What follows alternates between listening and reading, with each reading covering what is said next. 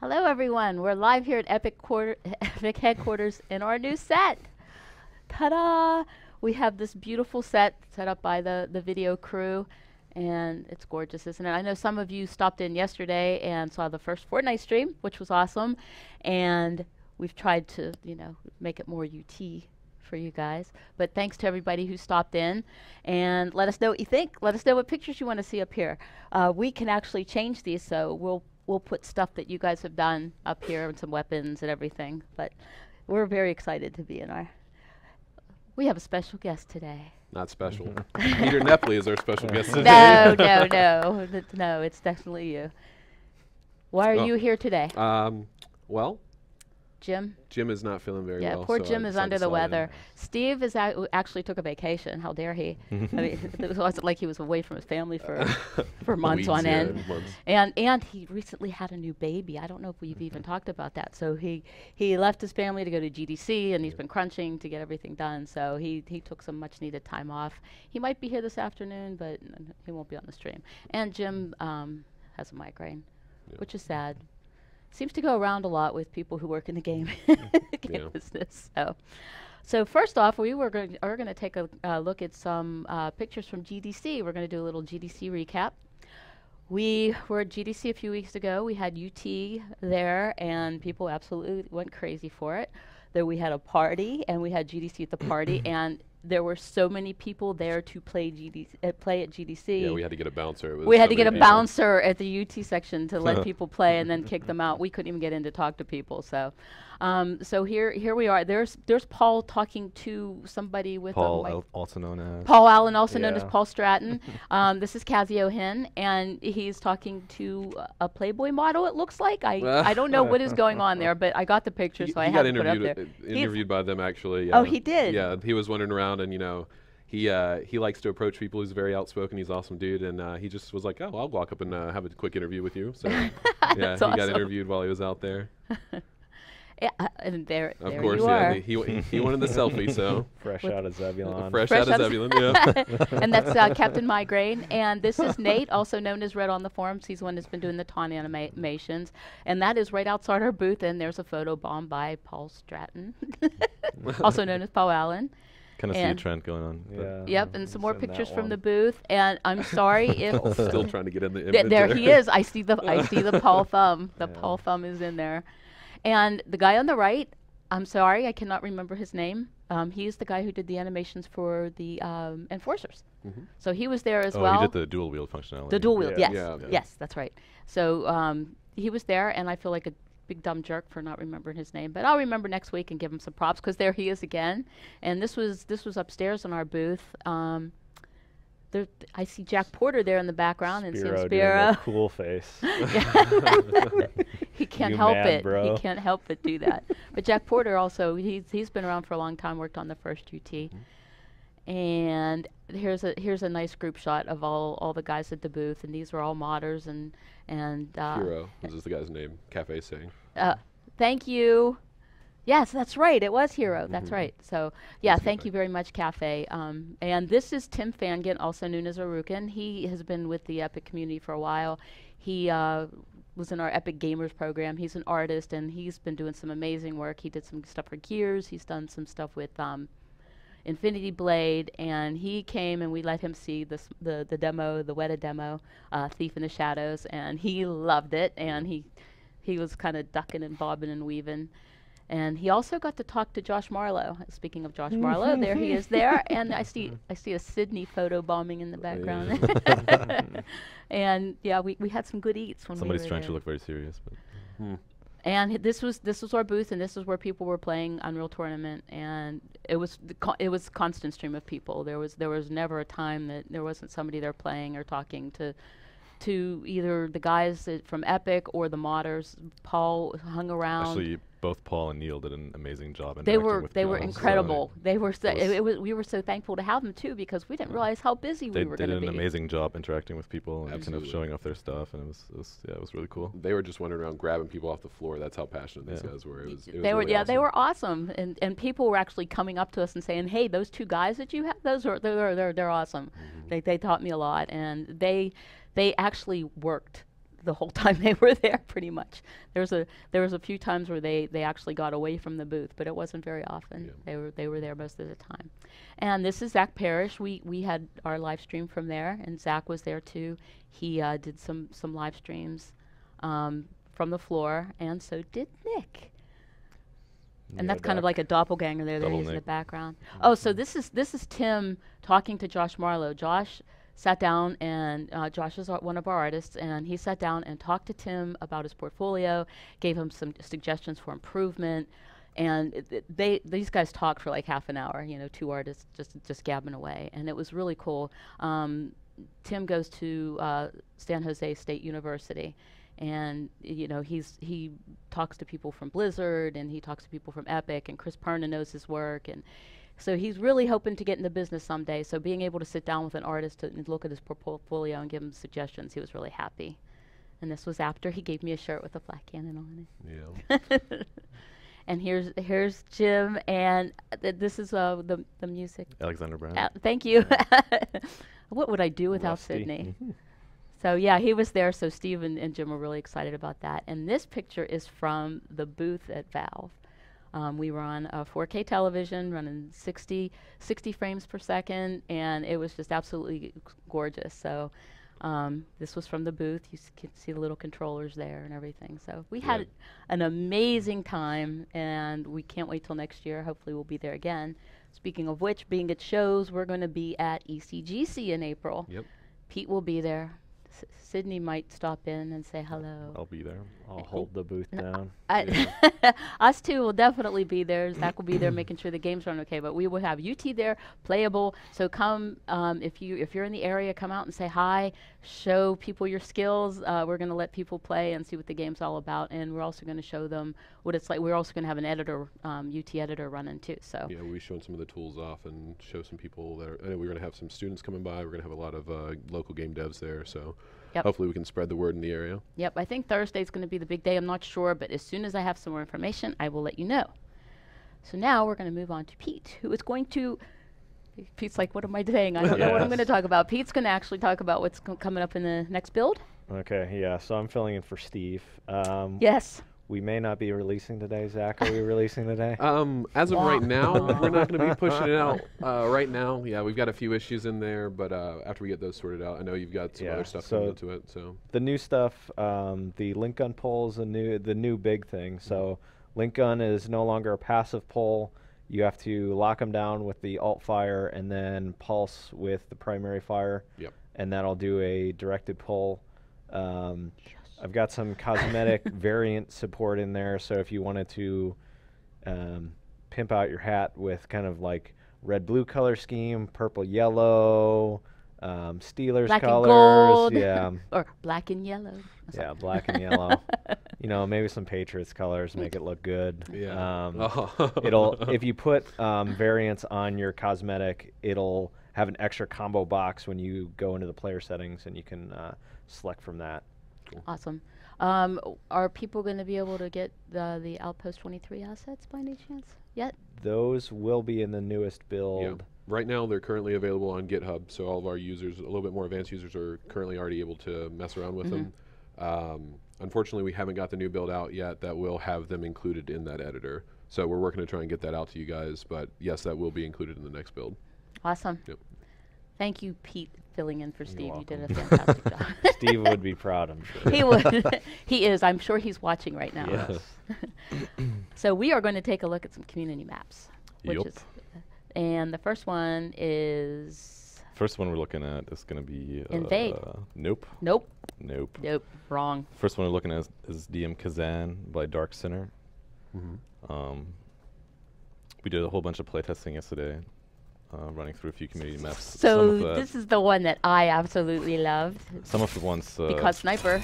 Just for time reasons, we'll go on the forums and post more feedbacks too, because the purpose really was to kind of generate feedback from various people on the team on some of those. This map has a lot of interesting room ideas going on and kind of cool setups. One thing we did notice is that it feels gigantic and it's very, very spread out. There's a few cool trick opportunities in here. Whoop. Which And then we- there's which- lava. we turned down his sensitivity so he couldn't make you all sick. So I'm trying he's hard, not gonna make but, any you of these know. jumps. Maybe it'll make the combos a little bit easier. I don't know. Nope. That laptop mouse. Just do an Ulfke combo. Stand still. Oh, yeah. Stand Stand still. Well, I'm not going back to the office. I'll see you guys later. Shots fired. Shots fired. That was a good burn, though. So yeah, like there's lots of cool rooms. This drop setup is neat with the added layer and everything. It is very, very spread out though, so it might actually be nice to look at this and see where some of the fat could be trimmed out, some of the travel times reduced between different areas. Yeah, I wouldn't have definitely has minded seeing it a little bit A smaller. lot of potential for. I mean, a big player count map is nice to have too. Don't get me wrong, Mhm. but even to make it maybe a little bit more viable for TDM, it would be cool to bring in some of those distances. Yeah, I just But- always wanted to spawn outside, like the most fun. Yeah, I because had that's is where in that's where all outside the area. areas that everybody gravitates to. The sniper area with the belt was definitely one of the more fun areas Yeah. for me. And part of that is also just learning the map, you know. and Oh, absolutely. Yeah, if figuring there out was where like to a go. directional sign or different color walls, and I could Yeah. orient myself, I'd be good. Yeah, I guess it's unfortunately part of one of the natures of these shells is that they don't have these super identifiable areas sometimes Yeah. when all the textures are the same. The jump heads were a little confusing too, because they actually crisscross you over Yeah. Yeah, over the middle here. I don't know. I had some Maybe crappy something- moments there, So I took the but back. I took the back one. I grabbed the belt, I grabbed the sniper, and I took that back jump over, and that's where I got the killing spree. was sit up there with the sniper because people kept trying to come up there after Yeah. me. Is there only one way up there? So here? No. I mean, Yeah, because nobody connects came with up. different Nobody areas. did. Oh yeah, nobody did come up behind me. I kept grabbing the helmet too. So yeah, I love that area. Jim said, I think it was Jim who said when we first started on this, sniper rifle and shield belt. That's where Stacey's gonna be. That's pretty much where I stayed. yeah, that's Matt's favorite combination. Yeah, Oh no, Matt said that actually. that's an instant veto for Matt. That's okay. It's only because he stands still during his combos that he hates the headshots so much. He's gonna burst in the room in a second. He's gonna rage. Pete started it.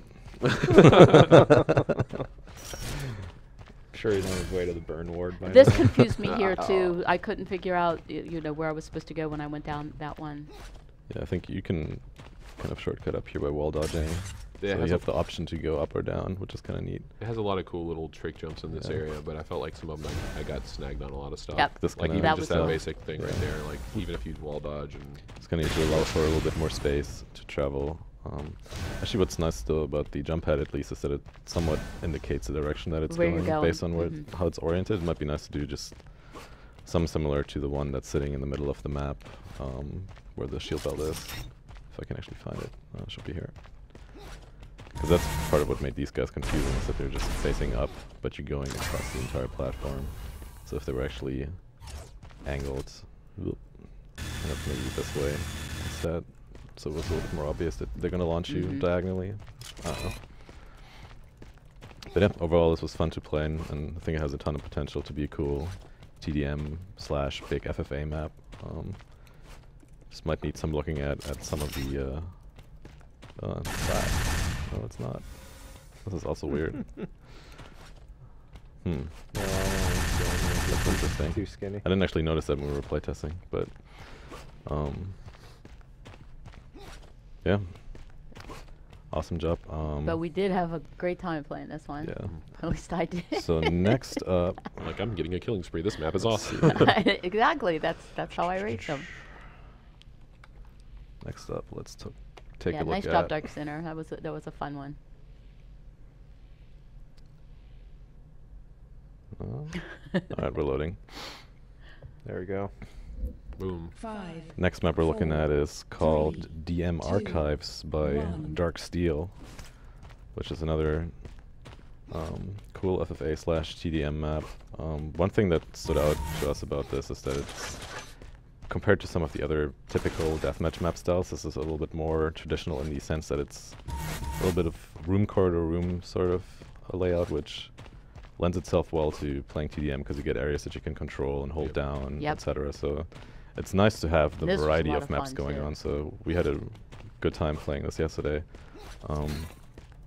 Lots of laughs were had. Yeah, the power-ups are pretty hard to reach, like the belt here. People are having trouble figuring out how to reach that, though I guess you can, if you will. If you can wall Somebody dodge got over it. there. Yeah, Jim. Oh, it's easy. You just Yeah. take hammer.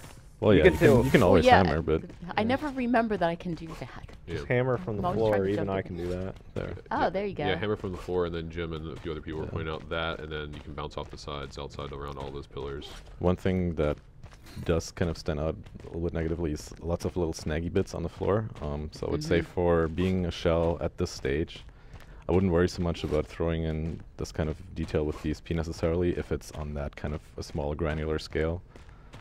Some of these areas just end up feeling a little bit snaggly, and you can get hung up on some of these pipes, etc. So it might actually Well, be this nice is a to small room clean too. some of so that out. There's really no reason at this point to do that.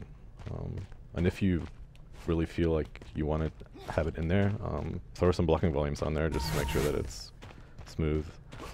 Same goes for some of these hallways too, where you have these pillars set in on the walls, and I'd either just opt for plain walls at this point in the shell, or again just for blocking volume on there and make sure that you're not, backing into little snaggly corners as you're trying to make your way through here. And also the other question is if it's actually deliberate for gameplay. Do you want shards to come bouncing back at you flying in here, or do you want it to be smooth for this sort of gameplay too? But it has a nice variety of areas too, so the different rooms are fairly recognizable and iconic too. This is kind of a cool setup for the invisibility that he has here. One bit of feedback that Thomas, one of our LDs that was playing yesterday, had is that it does seem a little bit weird to have something like the invisibility all the way out there, where just by the nature of the travel time, you're gonna waste a good portion of the power up just by having to actually walk all the way out, backtrack over again. So it might be worth considering to throw a different power up there. I mean, if it's a keg, or maybe this could I never be even figured out how to get out. the there. belt spot instead, or it could be a tiny bit closer maybe. I don't know. There's Something a that lift to the right there, Stacey, that Oh, you can okay. ride up slowly, or you can do some trig jumps out there. I always die lift are you in talking about? cases like that. Go to the right there, and turn left. There's that lift right there. It's dark. Inside. Oh, it's in there. I Yeah, didn't so even you have to. It's super dark, not noticeable. Oh yeah, see. I didn't know that was didn't there. even know about this one. I just kept going over the pipes and dodging over to the side here. Yeah, I think that's also what a few people were talking about, is you can take the really slow lift to do it. So it's like double penalized. You have a slow Yeah. lift plus really long walkway. Yeah. So Another suggestion was to maybe have a teleporter at the back here that takes you back to a different spot in the map too, once you actually made it Oh out. yeah, that's a great idea. 'Cause So you I'm can not gank everybody. likely to go out there and Um, grab that. Also, we haven't looked at the map in the editor really, but one other thing that stood out was player starts. So I'm not sure how good or even the distribution of those is. Sometimes people tended to clump in a few areas, and typically when that happens, it means the game just couldn't find other good options for player starts that weren't necessarily close to combat, which meant somebody was up there grabbing invisibility, walking over, and then one person spawned over there, one person spawned over here somewhere, and then they just basically got spawn killed. Something I may worth have considering. killed somebody, maybe.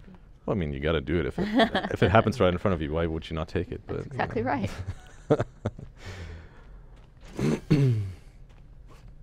And I love the corridors in this Yeah. because there were a lot of great places you could just sit in the Some corner. of these kind of bits are similar to the other hallways too. Worth considering to either just keep that smooth for the shell or do a blocking volume. These don't typically add a lot of gameplay interest, and especially in like corners like this, you probably don't want to even have the chance of getting hung up in here. Weapon placement for some of this is a little bit weird too. Like you have here the link gun right next to the bio rifle, and I think the stingers right here as Stinger, well. yeah. So it's kind of a little bit clumped up. was there an amp on this That's map? where I like to sit. There Was right by there that is an stinger. amp. Let's see. I'm probably gonna end Is up that like a quad damage? Oh, I'm just kidding. Oh my goodness. Just kidding. Yeah. This is the amp room, which is actually it's kind of a cool setup. It's pretty elaborate and involved to get to it. Because you technically, and I mean there might be other ways, but the only way I know is to actually lift dodge over here, make your way over, wall dodge up onto this ledge, and then you can actually wall dodge up of this and snag it up there. It's a little bit dark up here as well, and some of this is going to be hard to navigate just because it's such a fine detail. Like these little ledges are super slim. Yeah. So yeah, brightening this up a little bit, maybe making it a little bit less convoluted from just a base geometry standpoint would benefit this area. Is there anything else up there that attracts your eye up to it, at least let you know that it's up there? Because I know we You'd only have played to a couple light, matches. I guess. Yeah, I didn't know. It was If it's sitting there, you'd see the sheen of the U damage. Okay. But yeah, also that's good feedback too, right? I'm too short. I never look up. I never know when things are up above. Trying to see what else you could do to maybe open up some sightlines on it. And again, the geometry here makes it a little bit convoluted. Like all these bits in shell form are maybe a little bit much. Yeah. But yeah, we had a really good time on the map. And That area was definitely flowed pretty well. That This was a was nice the hub for most people popular area. congregating and fighting over this. I mean, Not for me This though. I like to sit by the stinger. and could just wait for actually be, people. I think, maybe a more interesting spot for the U damage too, and just maybe try and put the belt out where the invisibility is now. Because that seemed like a more controllable spot versus this. Like, U damage is usually makes nice sense. in a spot that's very, very contested, and you kind of have to leave the safety of the other rooms that you're holding to snag it and grab it. Also, if another team is, say, holding the shield belt area, you want to be able to grab the U damage to try and take that back, which for that travel time comes into play again too. Like, how long is it actually going to take you to get over there, which in this case, you know, Yeah, if you put something like belt, then it doesn't matter. It's just about getting could back even be safe. sitting over here maybe, and if there's a teleporter at the other end here, the gimmick would be you can try and attack this from 2 different angles, but it's still pretty holdable. I don't know, just food for thought, some maybe worth playing around with. But yeah, overall really great effort, and looking forward to seeing how this goes and how it evolves and playing it again sometime soon. Next map in the program, we're going to do a triple CTF. today. CTF. So this was another really fun map. So everybody's already getting tired of me saying this, but I love people who make asymmetrical CTF maps. That tab complete. This one, yes. Gotcha. So whenever I get the chance and somebody's interested in working on a CTF map, I try to get them to play around with asymmetrical CTF maps just as an idea, because the only thing that we actually have in the game right now is crash site. Yep. And as a first kind of starting point, tends to be a little bit too convoluted for people trying to get a grip of it. So the more kind of straightforward examples we have for people to get their feet wet and just play around with it, the better. Yeah. So anybody who is working on asymmetrical CTF shells to just kind of explore what possibilities there might be, trying different things, it's really important that we experiment with just all kinds of different setups at this point. If you're actually working on stuff like that, I'm gonna love you long time for doing that. So, yay! So what we're looking at now is CTF Innovate by JO Plus. yes. Given him a bunch of feedback already that he implemented, and yesterday, and I think even the day before, we got a chance to run through and play a little bit. So overall, the dimensions and travel time and the spacing of the map felt quite good in terms of, you know, how long it took you to get from A to B. The flag room here was super nice and fun to play around with. The height advantage is a cool offset from the other base. This all felt really nice. Some of the comments that we had from people playing was that the scale felt a little bit off to them, just from an actual environmental reference point of view, not necessarily from, you know, travel time point of view, but some of the dimensions, some of the doors, etc., just feel very, very towering, which, you know, it's not necessarily bad to have imposing architecture and stuff like that, as long as you sort of keep some things in check that reinforce the feel of this is just a huge space. You're not just, hey, you're tiny.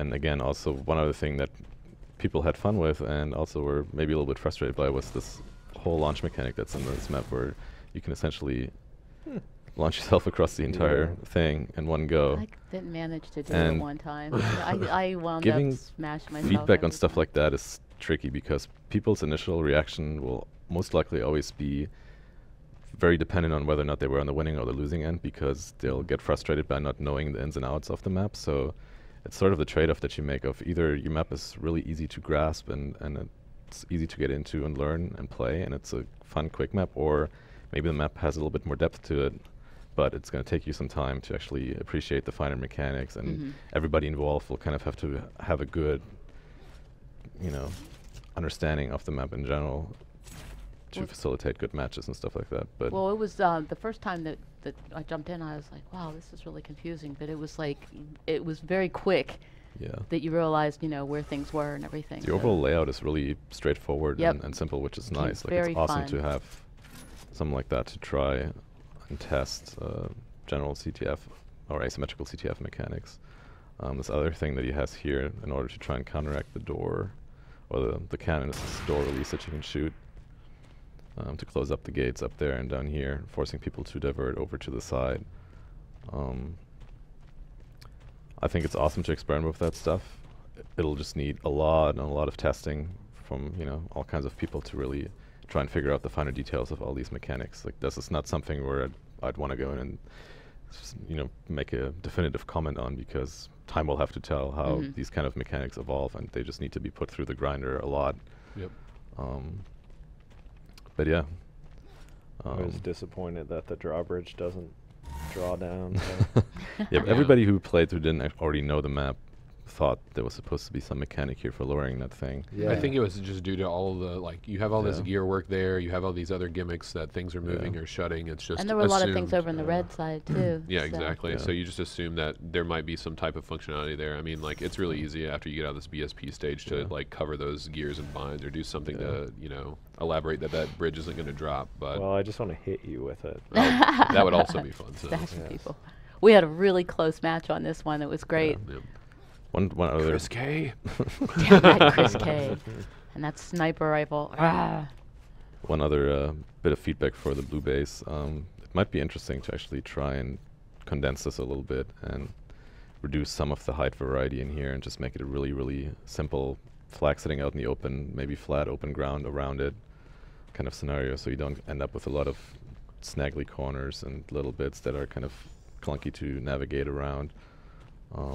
Yeah, we said a lot of the same things about just the front end area of the base, that where you get catapulted to, it just needs to be cleaned up because you get snagged on a lot of stuff. Sure, it needs the space. It also reinforces the hit scan nature of this area that it already has to begin with, right? Like, I mean, you have some really long sidelines here, and you can go pretty deep. I don't think it necessarily needs that. Another thing that might be cool to try would be to sort of level up the ground here and kind of have it slope downwards towards the other side, which would sort of give you a natural line of sight balance. If you imagine there just being kind of the cusp of a little mound or hill right here that you actually have to walk up towards in order to look over, that would just naturally provide you with some good line of sight culling. The area down here in the middle was fun. Jump boots on the bridge are fun. We can shortcut over to the belt. You can do some really, you know, nice shortcuts just with the boots. Yeah, or not. But here, wait for it. Yeah. We were talking to some about that water as well during our playtest, about how some of the spots you're able to move through kind of quickly, and then some of it's deadly, and there's mixed messaging when it comes to a lot of that stuff. Yeah, actually, that's a good point. So some people were having trouble really identifying when water is supposed to be dangerous or not. I mean, that's kind of a murky thing in general. Oh, that's right. To have sort of that's kill. Water that's safe and water that kills. It's a little bit questionable just because it's not a consistent language necessarily for people to understand. If you're generally conditioned to see water as a safe thing to jump into, to then have water that kills, not the greatest thing. I mean, you could also just get away with this being like a deeper drop or chasm, which actually, as I'm saying this, I'm probably thinking of Dam probably has water on the outside that you can jump into and die. So yeah, very, very well. I think the difference is it's a more noticeable, like, removing you from the play space, where this looks like you might be able to fall and have a secret passage back up or something, just because you have that area on the left really leads you to believe that maybe you could translocate. I mean, there's so much room that you can cover with some of those weapons. Yeah. But yeah, overall, really awesome job, and I'm really happy to see. Very fun. I can't wait to play this one again. Work on more asymmetrical CTF stuff. Try to get as much feedback as possible for this, and it'd be really awesome too if people in the general playing population community keep an open heart in mind for asymmetrical CTF and Yes, experimenting please. with things. I mean, there's a ton of potential here to come up with cool there stuff. were so many fun asymmetrical maps over the years, and I know a lot of them were cut in half and became 2 different maps, each, Right. Yeah. you know, symmetrical. And you know, it really takes, especially like this one. I mean, Yeah. this was so much fun, and we had a great time. Plus we switched sides now, so it's a lot different than it used to be. Where and again, too, like going crazy and making it as asymmetrical as possible. Give one side a crazy disadvantage and the other side a crazy advantage, and see how it plays out. There's a ton of potential there to just discover interesting especially things. with halftime. Halftime makes it Could be all gimmicky, better. could be hardcore, could be anything really. I mean, so thumbs up. Awesome job, guys. Yeah, Yep, thanks, really awesome guys. job. Very, very, very fun playing with the community map. So, and everybody else, make sure you grab them and play them and give them your feedback too.